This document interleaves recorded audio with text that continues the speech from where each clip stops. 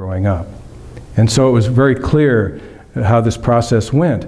And so think about it in the context of how it shows up today and how it shows up in our world. We're in a different culture now. And we can move around and we can fly people here and there, and it's a lot easier to stay connected. We've got the internet, we've got all kinds of different things. It's not easy to do, but it doesn't matter how it shows up, it's the mindset that's important. It's how it is that we think about service and how we can create it in our lives and how we can be of service.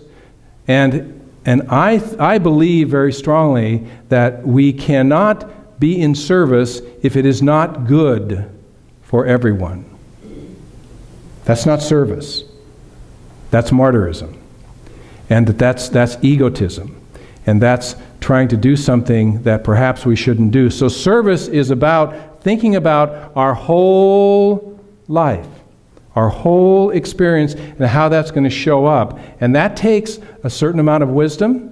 It takes a certain amount of awareness. It takes a lot of character. But most importantly, it takes a willingness to be connected to the divine presence within us. Because God would not ask us to do something that was not good for everyone. And that's how we check it out in our experience. Jesus said, "You cannot serve two masters." No servant can serve two masters. So we must serve. There's only one person, one entity to serve, and that's the Spirit of God that is within us. And that's where we take our direction. But we also have certain principles that live within that. Is this good? Is this going to be helpful to everyone? Is this going to bring my life experience forward? Is it going to bring the life experience of other people forward as well? Is it going to make a difference in the world? And so we choose our places of service. We can do the AmeriCorps because we don't have to fly 3,000 miles away and leave those that we love. And we can make a difference in the world. And so what that tells me that if you're inclined to a life of service, if you want to do something that makes a difference, you can start serving where you're working. You can start showing up at work with a consciousness of serving in that situation. It doesn't matter what it is that you do. It's how you engage with, treat other people, and how you talk to other people and be the presence of God in those moments. Secondly, you can look for places to serve around you, your neighbors, your friends, other people, that you can make a difference in their lives by showing up in a way that's empowering. And finally, you can show up in places of service. There's lots of places to go, even around here, that you can make a difference.